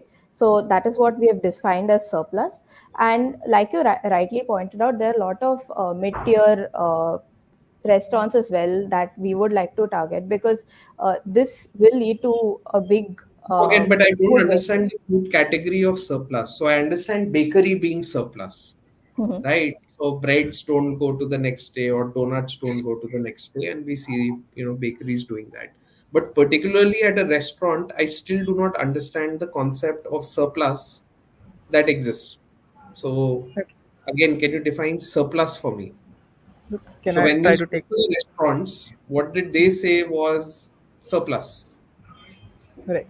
So, particularly, you're right about restaurants such as a QSR outlet, maybe like Domino's. So, they won't have a lot of surplus food because they are basically making on the basis of what the orders that they are getting are. But for certain restaurants, they make a lot of food in the morning during the peak hours, where they believe that a certain footfall of customers would come, and a lot of times the this food that they have made in bulk does not get utilized completely, and this is the food that we are going to be targeting, the food that gets left after the peak hours for restaurants are over. So during off peak hours, particularly after breakfast, lunch, and dinner, these are the times where the restaurants would have some certain amount of surplus food left. So that is essentially the food that we are talking about. If I may add to that point, for example, if a small cafe, unknown, unbranded cafe, makes pizzas, they need to buy a pizza base 1 day, 2 day in advance, and that pizza base has an expiry of, let's say, 3 days. But at the end of 2 days, if the that small cafe has a good amount of pizza bases left, which they haven't been able to sell, they will that is surplus food for them. Since they are not getting the customers, we will get the right customers for them at a lower cost for the customers, so that they will be able to sell those pizza bases at a lower cost. So that I'm buying the pizza bases, not the pizzas. Okay. So also when we spoke to to the restaurants, they specifically mentioned a couple of dishes. Like there was one restaurant that said that there was chili chicken leftover, there was rajma leftover. So we know that there is a surplus. Like we have gone to different restaurants and checked that this is the surplus I that know, they but have, because I they think have to it's just prep. that the order value that you're taking at 450 rupees. Mhm. Okay, this is a price value consumer. Okay, wanting things for cheap. Hmm. Okay, and from mid-tier restaurants. Okay, Hmm. I'm looking at maybe single people who want to spend 70-80 bucks and get lunch or dinner versus a evolved consumer who for a meal will spend 450 rupees, which means what happens is your unit economics then don't make sense, because when you are charging 36 rupees as transportation fee, you're charging 20% to the restaurant, okay, in terms of your margin. Okay, the unit economics of it all, okay, maybe don't settle in Right. as well as so my question, I would believe, and I may be wrong, okay, we should probably, do you have an idea of how much the average order value is on Zomato or Swiggy? Yes, yes, we Right. So So do. can we I have take this? written it in the Let me Excel take this. itself. Huh. Let me take this question. So the 450 that we have mentioned over there in our pricing strategy is just that it is the cutoff mark where we will enable delivery. The actual AOV that we have taken in our pricing calculations is much lower than that. It's around 170 or 175. So as you can see on the screen, so that is the AOV that we are estimating, and because we have taken the cutoff point as 450 for delivery, because below that price point doing food delivery on lower ticket items would mean that we would be incurring losses per delivery. So just for No, that, then the guy has to come pick it up. yeah, so that is a pickup model. Below 450, the guy has to come and pick it up. So the restaurant will prioritize Then the whole the concept of that guy, the whole concept right. of that guy, okay, wants to sit at home and wants cheap food to come to him, okay, Hmm. gets defeated. Okay, you also have to realize that people who are getting into this are traditionally lazy. Okay, to let's say if I'm a student, okay, I can then go down to the local South Indian shop and have an idli, okay, and go home, versus searching online, seeing things within a 5 kilometer radius, then go to that restaurant on my bike, pick it up, bring it back home, and then eat it. Okay, Right. it's still conceptually just not settling in the restauranting business. I think there's greater value to be achieved to tie up with large supermarket chains and actually look at grocery as a concept versus restauranting. I don't see a lot of mid-tier restaurants having the time and effort at 11 p.m. at night saying mera rajma reh gaya, mera chili chicken reh gaya after dinner, and then stay open for another 2 hours trying to sell that rajma and chili chicken, rather just put it in a freezer and sell people yesterday's chili chicken versus trying to sell it off online or wait for people to come pick it up. Okay. It's just Can I address this if my way? So the point is, suppose you're saying that the cost being very high, 450. So what you have done is we've broken down into two segments, right? If it's within kilometer, the app itself will say, okay, you can pick it up from these stores basis it's in the radar of 1.5 to 2 kilometers. And you just said that restaurants will have to borne the cost of not just the packing वगैरह, but they have to wait extra. It's not the case. So they will just basically have this amount of surplus on a daily basis. Pe they can say itna 10% वगैरह is left, and basis that they can say I can keep a buffer time between 2 hours. Supposing you can pick up I anytime, understand all of or that. we'll. All I'm saying is that the whole concept of food delivery works on making people's lives easier, okay, and cheaper. Okay, you're not making people's lives easier, is the only point that I'm making. You might be making it cheaper, but you also have to then figure out what is that level of cheapness if you are actually charging the restaurant 25%, okay, platform fee as well. Agreed.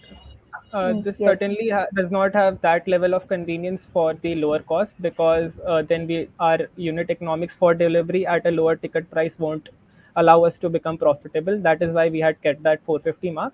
And I think the main target customer is the budget conscious office goer and people like that. So for them, maybe while they're coming back from office, they can see what the restaurants are that are having the surplus food, and they can straight away pick it up from there. That is the concept we were thinking, but yes, it would not offer that level of convenience. Thank you. I don't have any Yeah. further questions. Thank you so much. Thank Thank Thanks a you. lot. you. Thank you, guys. Thank you. Okay, awesome. Thank you so much, team, for that amazing performance and a very unique idea of sorts. So I think let's go ahead and it's time for another trivia quiz. Let's allow our jury one more minute while they complete the scoring of the teams that they've seen so far. Can we have the trivia questions, please?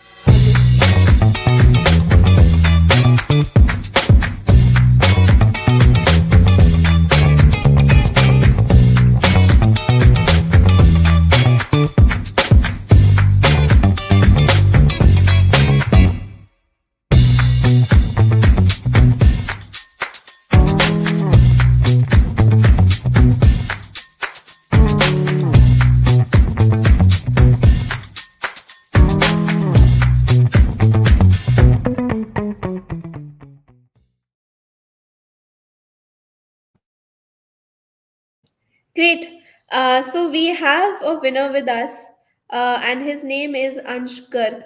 Congratulations, Ansh. Why don't you reach out to support at the unstop.com, or reach out on our social media handle, and we'll take it ahead from there for your goodies. Uh, Now, let me welcome the last but not the least. Uh, team of the day, which is Inside Out from I am Kashipur. Hi, I'm Yash Kulkarni. As part of a project last month, I got to interact with many business owners in the MSME sector. While discussing the various challenges that they face, I came across some striking revelations. Although many MSMEs aspire to enter the global markets, they struggle to understand foreign regulations, demand trends, geopolitical risks, etc., to take a step towards building a truly international business. My observation from primary and secondary research was that this problem is widespread with no feasible solution. The available information is quite fragmented and not present in the vernacular. Newspapers in local languages, which are the primary source of information for such business owners, are hyper localized. The business and foreign news reported on them fail to provide any real insight. To solve this, my idea is to build a one-stop portal for all MSMEs called Vyapar Vani. अब होगा विदेश में व्यापार अपनी भाषा में. The name signifies that business is the only language a business person needs to know to succeed. This portal will help them become export ready by democratizing knowledge and providing them insights into various aspects of business such as marketing, finance, operations, etc. Using an AI based multilingual machine translation model, the entire portal can be translated into the language of their choice at the click of a button. Along with this, a chatbot will be deployed to make it interactive and easy to use. My vision is to empower MSMEs by breaking the language barriers and providing them with all the essential tools and resources to thrive. I also have a strong business case for Vyaparvani. It will be a freemium model with tiered subscriptions where industry specific premium services will be offered with detailed reports, market insights, and much more. One of the main motives behind this platform is to bring about a social change. So, base services will still be offered freely but with ads, partnering with brands for sponsored ads, and charging companies to publish sponsored articles or webinars on topics such as financing, logistics, digital marketing that provide them with value is an effective source of revenue. As the registrations increase, aggregated data on MSME behavior, trends, and needs can be anonymized and sold to businesses, financial institutions, and market research firms who want insights into MSME sector. By combining these monetization strategies, a diversified revenue stream can be built, ensuring that it is not only solving the problems of MSMEs but also sustaining itself as a business. Vyaparvani is an honest effort to make the lives of business owners in this sector easier and contribute towards nation building. Thank you.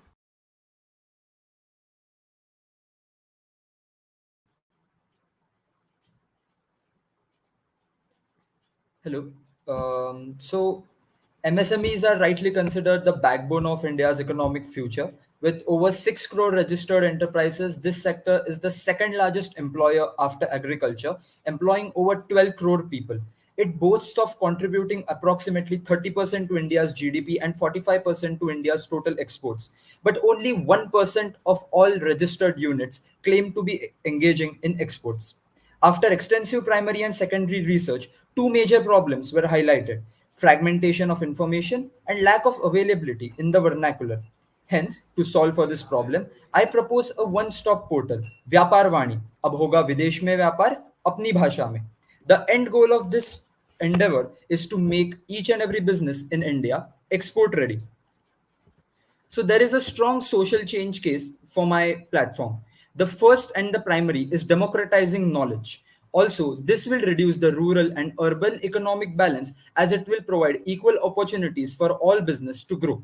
It will also promote digital adoption through e-commerce, digital marketing, automation, etc. It will also reduce poverty and provide many employment opportunities across India.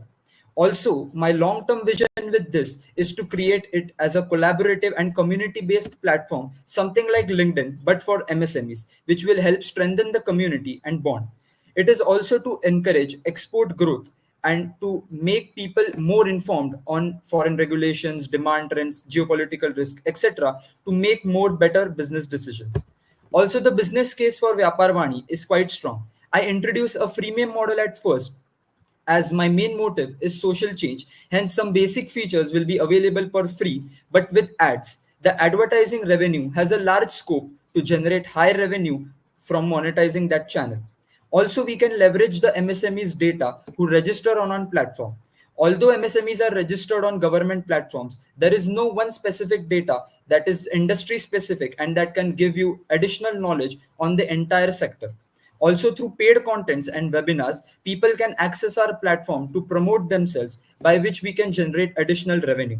It will also provide an opportunity as a networking platform for MSMEs to interact, collaborate, and form partnerships. For this, a premium version of our software will be available. Also, we are deciding to partner up with SIDCs, State Industrial Development Corporations, and many more sectors like SEZs to further increase this motive. So this is a basic prototyping of Vyaparvani and the features that it will offer. It will be a curated information hub providing all information from regulation to how they can market themselves with a vernacular translation model with many available business guides, resources, and one of the main features to make it interactive and easy to use is the chatbot feature called Ask Vani, so people can easily interact with it. That's all. Thank you.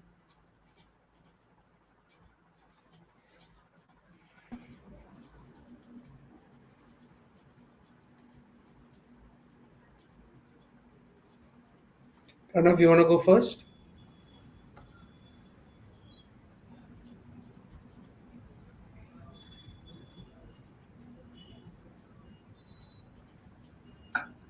Okay.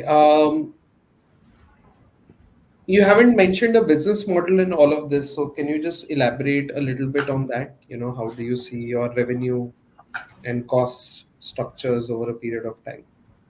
Yes, sir. So essentially, the costing will be of creating the AI model, but that won't be significant as there are already open source models such as Facebook M2M100, which can translate up to 100 languages. So I'll build on that first, focusing on the five biggest markets for MSMEs, which are Maharashtra, Tamil Nadu, Gujarat, Rajasthan, and UP, which account for 40% of MSMEs. So at the start, I'm not targeting entire India. It will be a one by one thing.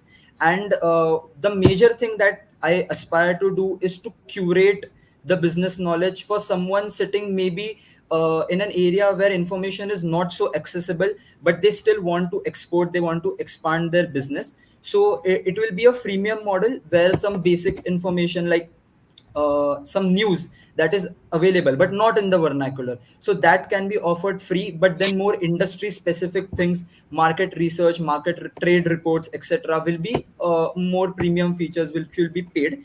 And the long term vision with it is to actually create a LinkedIn like platform where then people can collaborate and market their business in a better way to create a brand for themselves. So that is the basic model. Yeah, but let's say I have to export to the US as an Yep. example. Okay, Yep. there are various legislations. New York will work maybe different from Los Angeles, just as an example. Okay, how do you create the knowledge base to be able to convert it into? So I understand the vernacularity of the knowledge, but how do you create the knowledge base that actually, takes care of the meat of the platform? How do you collect all So of that? yep. So the basic point is that each and every information that is required for a business to become export ready is already available. We did not need to work on that. The only thing is making it available in the vernacular, and one of the main features is the chatbot feature. So what I am trying to propose for people who are not adept with the entire knowledge is you need not read each and everything in detail. You can just ask the chatbot that what are the regulations, and it can summarize in a short way, so you just get a better understanding of the market, what are the regulations. And then if you wish to continue, if you wish to go deeper, then there are additional features that are being made available. So that's to make it easier, to make it summarize. Like people use chat gpt, they always cannot go on Google, find out everything, read each and everything, but chat gpt really summarizes it in a very easy way. So that is the main entry point for which I'm targeting users, that it is accessible in a very easy way and in your language. So those are the two main things. Okay. Pranav, any question?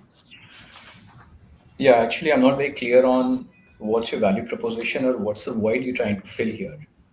You're Okay. fundamentally saying that there's a businessman out there who does not understand English and you're going to help him with information in his local language.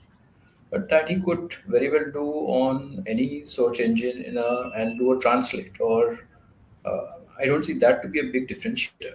So what is it that you're bringing on table is not clear. That's point number one. Point number two, all you're offering is you're aggregating information from multiple places. You're not creating any primary source of information. So you're just bringing in information, creating some buttons for people to press and present that into a vernacular language. So your USP is that I'll offer you something in vernacular language. That seems to be the USP because information is anyway out there in the public domain. Uh, Not being convinced about how will you scale this? What is it that? How will you attract businessmen? And first of all, anybody who wants to do an exports business, they'll find somebody to help them with a foreign language. Today Indians do export to Germany or France, not knowing that language, but they figure out. So, uh, what do you bring on table, and how do you create that need? So, sir, although all of those things are available, it's not about someone wants to export and obviously, if someone wants to export, they can figure it out. But the thing is, people don't know where they can export. Like a person, so in my local area, there is a person who sells frozen peas, but he doesn't know if the frozen peas demand is there in some other country. When we speak about exporting, it's always the big countries like France, Germany, US, but no one talks about the small countries like Kazakhstan, Afghanistan, Africa. Those are the really small countries that people miss out on. So I'm focusing on creating a knowledge base for the people to know that their product is exportable, there is demand. If there is demand, I'm trying to educate them on that part first, and then slowly provide them with the resources that if you want to continue, what else will you need.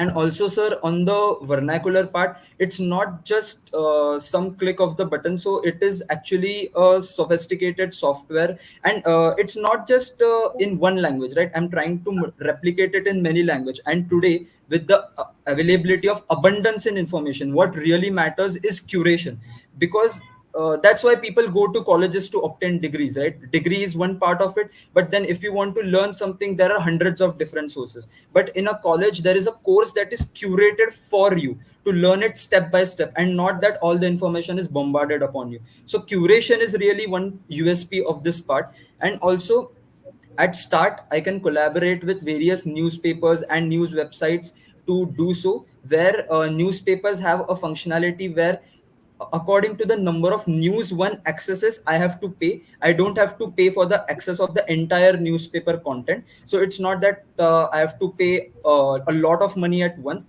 It is in small chunks of money. So that is one thing. And as we scale up, I'll try to also incorporate original content, incorporating many people that may have the knowledge in vernacular and may not be so adept in transferring their knowledge to English or maybe any other language. So that is the main USP. Curation is the main USP, and the additional facility that I'm providing is it's in your vernacular. So I'm basically making it very easy to use and very convenient. I'm not giving the consumer additional touch points that they have to do a lot of brain work. Everything is in their mobile phone or in their computer. That's it. On One your stop point number platform for one stop. one, your point number Yeah. one, where you're saying that you will help them identify a demand for frozen peas in, let's say, Kazakhstan. How will you do that? So there are many trade reports, market research, analysis available. So my job is to just make it available, and they can search on it if there is such a thing or not. So initially, I'm not focused on content generation because that will be another different thing. First, I'm only focused on curating. So frozen peas was just an example because that is the kind of MSME owners that I interacted with to understand their problem, that where they are lacking. Because currently what they are saying is their business is properly streamlined in India and they don't really have any growth opportunities. So with exporting, I intend to provide them that additional growth opportunity so that they can figure out demand trends and really work on it. No, no, I understand the intent. I'm not clear on how. So let's say I want to export frozen peas. On your platform, how will I know which countries have a frozen peas demand? So that's what the AI feature is for. So when I have onboarded many kinds of trade reports, market research analysis on it, when we use the chatbot feature, it can go through entirety of the thousands of trade reports, news, market analysis, and it can give you a really short answer that whether there is a demand or not, whether it can be explored, what are the consumption patterns of frozen peas, is there really a demand there. So with that AI feature, with that chatbot feature, that is what I intend to make it easier for them to understand, instead of going through tens of reports and trying to analyze that, oh, this is the consumption pattern, and this is where I can demand, how I can do it. So that is the main USP of the AI feature being incorporated in that. I understood. Thanks. I don't have any questions, JC. Thank you. Thank you so much, sir. Bye. See you.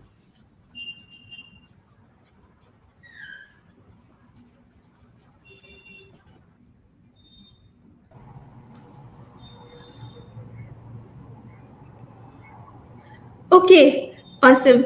Thank you so much, judges, for that. A huge round of applause for all the participating teams. The diversity of innovative ideas presented in this round was truly impressive.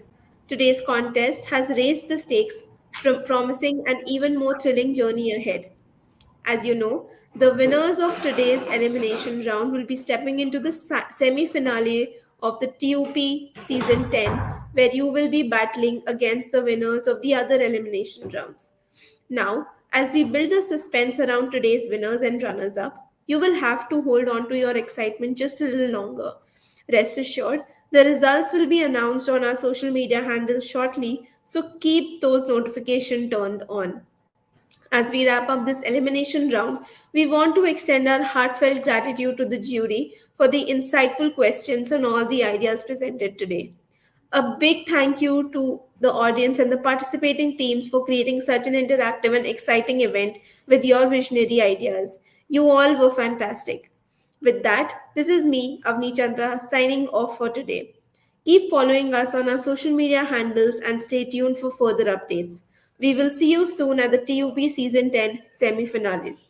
Until then, take care and have a good day.